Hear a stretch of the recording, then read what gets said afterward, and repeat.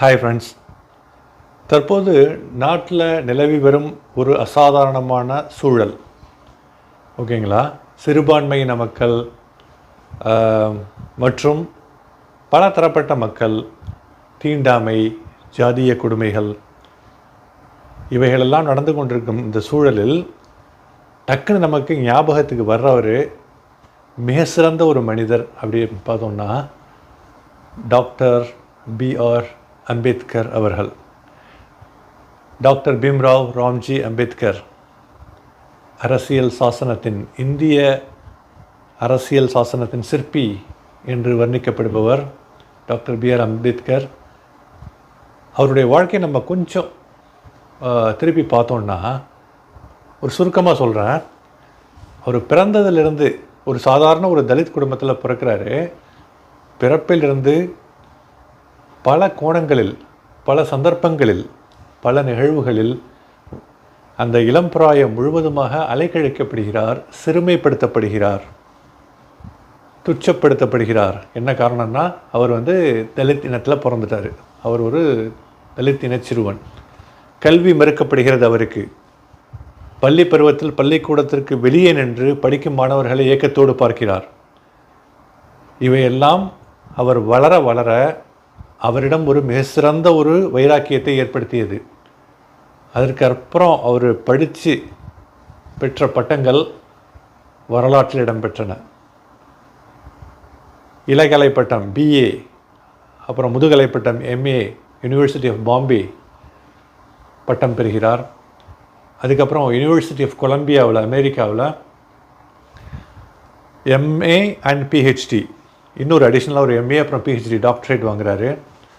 அப்புறம் London school of economics, மிகவும் பிரசித்தி பெற்ற பொருளாதார படிப்புக்கு புகழ்பெற்ற லண்டன் ஸ்கூல் ஆஃப் எக்கனாமிக்ஸில் அவர் MSc படிச்சுட்டு DSc பண்ணுறார், doctor of science, doctoral science.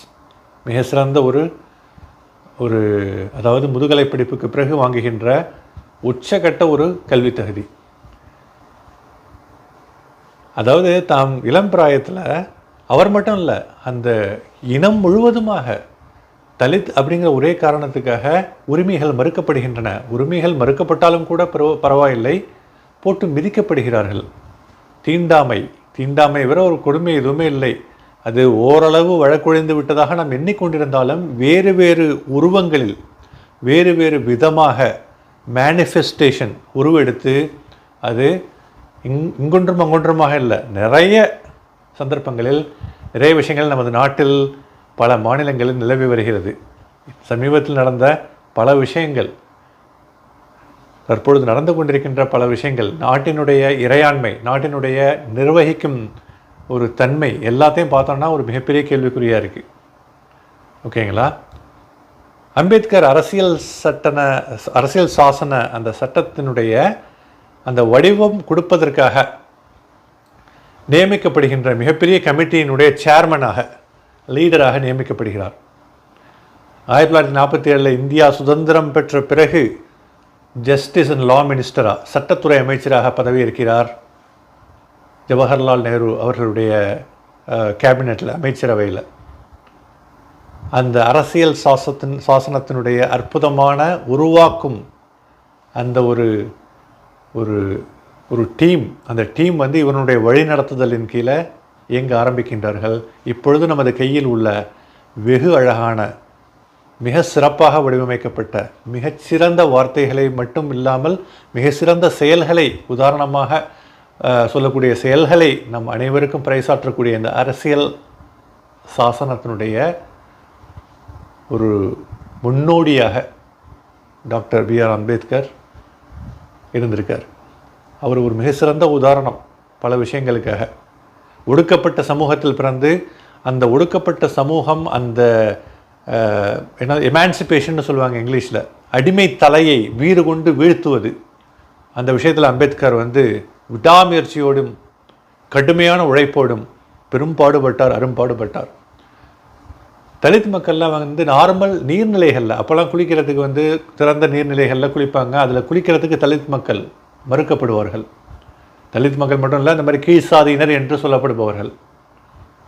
கோயிலில் உள்ளார டெம்பிள்ஸில் நுழைவதற்கு அவர்களுக்கு அனுமதி கிடையாது. இது எல்லா விஷயங்களிலும்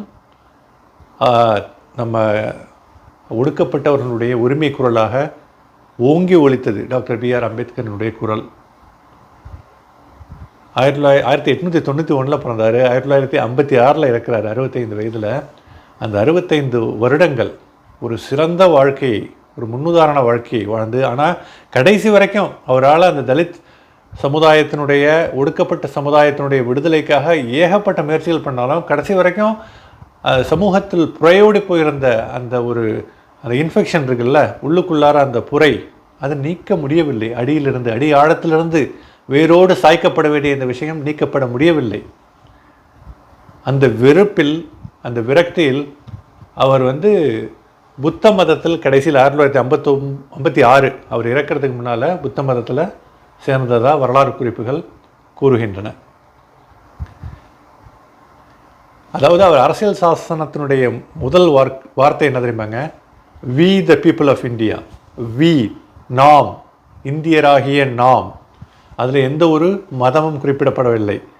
முஸ்லீம் ஆகிய நான், இந்துவாகிய நான், கிறிஸ்துவராகிய நான், புத்த மதமாகிய நான், இந்தியரான நாம். வேற்றுமையில் ஒற்றுமை, அதுதான் ஒரு ஜனநாயக அரசினுடைய அற்புதமான அரசியல் சாசனம் நமக்கு உணர்த்துகின்ற ஒரு அற்புத பாடம், அற்புத கொள்கை. ஆனால் இந்த அரசியல் சாசனம் ஃபாலோ பண்ணப்படுகிறதா, பின்பற்றப்படுகிறதா? மிகப்பெரிய கேள்விக்குறி, ஆச்சரியக்குறி.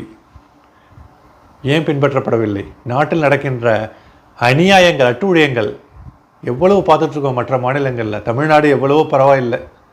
மற்ற மாநிலங்கள், வட மாநிலங்கள் சொல்வதற்கு நாக்கு கூசுகிறது, வார்த்தைகள் வர மறுக்கிறது. எத்தனை ஒரு விஷயங்கள் சொல்வதற்கு மனம் மறுக்கிறது ஆக்சுவலாக. ஏனோ இந்த தருணங்களில், நாட்டில் இவ்வளவு கலைபுரம் ஆக இருக்கின்ற இந்த தருணங்களில், இத்தகைய ஒரு அற்புதமான மனிதர், இந்திய அரசுக்கு, இந்த மிகப்பெரிய உலகின் ஜனநாயகத்திற்கு சிறந்த அரசியல் சாசனத்தை வடிவமைப்பித்து தந்த இந்த டாக்டர் பிஆர் அம்பேத்கருடைய நினைவு அடிக்கடி வருகிறது. இது போன்ற தலைவர்கள் நிறைய வர வேண்டும். நிறைய அந்த உள்ள இளைய தலைமுறையினருக்கு ஒரு பெரிய இன்ஸ்பிரேஷனாக, உற்சாகத்தையும் கொடுப்பவர்களாக இது போன்ற நிறைய பேர்கள் வர வேண்டும். 1990 அவருக்கு பாரத ரத்னா, அவர் இறந்ததற்கு பிறகு வழங்கப்பட்டது. It was posthumously awarded to doctor BR Ambedkar. பாரதத்தின் ரத்னம் டாக்டர் பிஆர் அம்பேத்கர் அப்படின்னு சொன்னால் அதில் இருவேறு கருத்துக்களுக்கு இடமில்லை, அதில் சந்தேகமே இல்லை. Thank you guys for watching. Have a good evening ahead.